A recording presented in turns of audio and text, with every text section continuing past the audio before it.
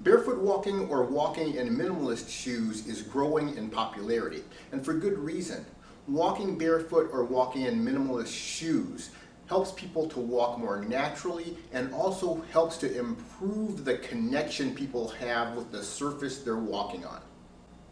I don't believe that modern footwear is the cause of people's walking problems, but it's much easier to develop problems with your walking that are disguised when you're walking in heavily padded shoes.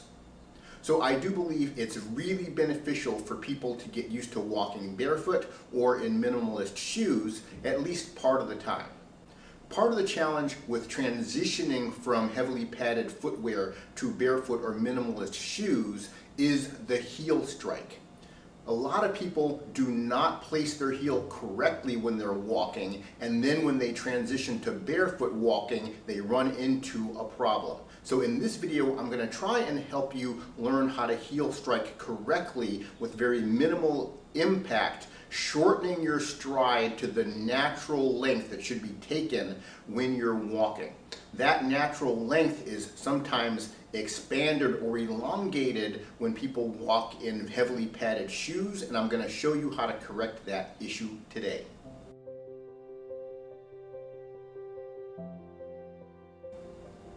When we walk barefoot, or even if we're walking in regular shoes, we should be placing the heel very gently, then rolling forward and swinging through.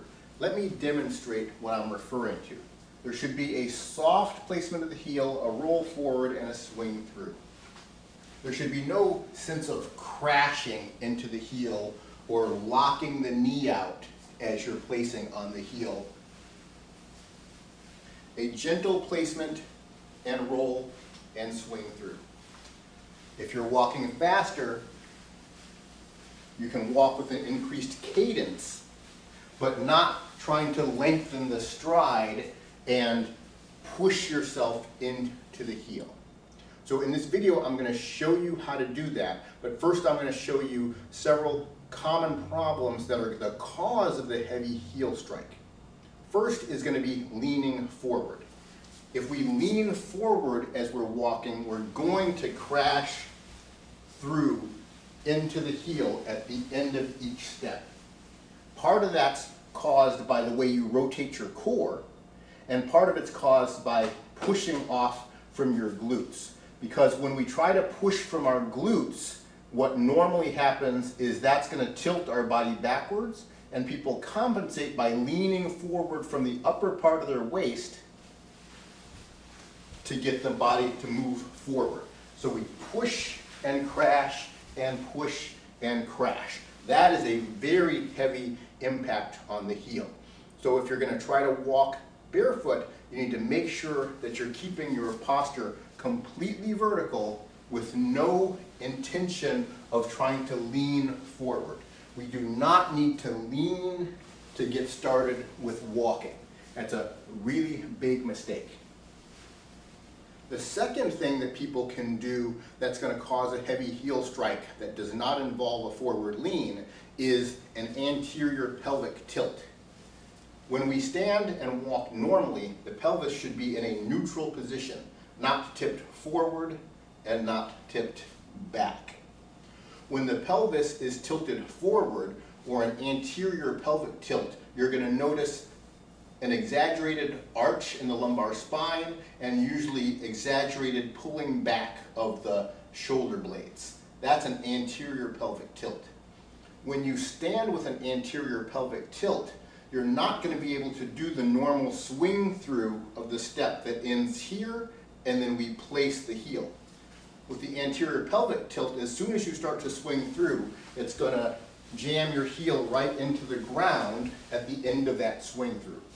In a normal step with normal pelvic positioning, the swing through ends here, then we can place. So if you find that you've got an anterior pelvic tilt with that exaggerated lumbar arch, you're going to have to work on fixing the pelvic tilt in order for you to be able to walk comfortably barefoot. Now the third and more common problem that most people are going to have with walking barefoot and landing on the heel is the timing of the core.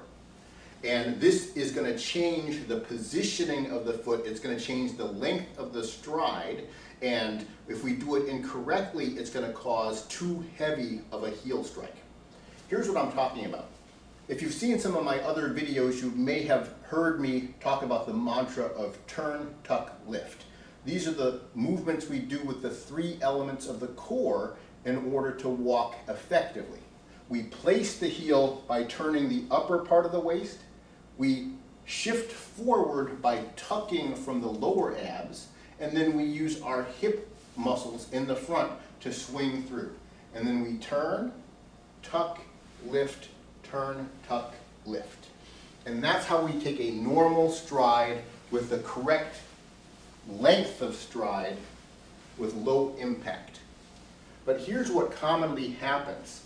Instead of having those three separate phases of the step, turn, tuck, lift, many people walking in heavily padded shoes combine the first two, the turn and the tuck, into one motion, turning and tucking at the same time. And when that happens, it appears the walk is not that different. We still have good posture, but what we are doing is lengthening the step, we're quickening the pace of the step, and we're also placing the heel too hard because we're placing the heel at the same time we're turning forward. This is what that looks like. The stride is longer, the placement is louder, and that loudness of the placement reflects the heaviness of the heel strike. So in order to shorten the stride to the proper length and reduce the stress on the heel, you need to very consciously place the heel down before you transfer the weight using the lower abs. So the turn, then the tuck, lift. When you finish the swing through, if you're doing this correctly, your weight should be on the heel flat position, meaning I can feel my heel on the ground and the flat of the foot, not so much the ball of the foot. Then I place with the turn, shift forward with the tuck, and when I shift forward with the tuck, I'm in the heel flat position on my forward leg now. Then I swing through, turn, tuck, lift. When we turn and tuck at the same time, what's going to happen is we are moving much more further forward during that process. Now, before the swing through, my weight's going to be forward on the ball of the foot, or what we call the ball flat. I can feel the ball of the foot and the flat of the foot, very little of the heel on the ground. Versus if we did it correctly, my weight should be back here on the heel flat. So when we turn and tuck at the same time, we end up on the ball flat, and when we step off, the step is going to be longer, and we're going to have this heavier placement of the foot. So if you're noticing that, try to be very conscious with the placement first. Place, then roll.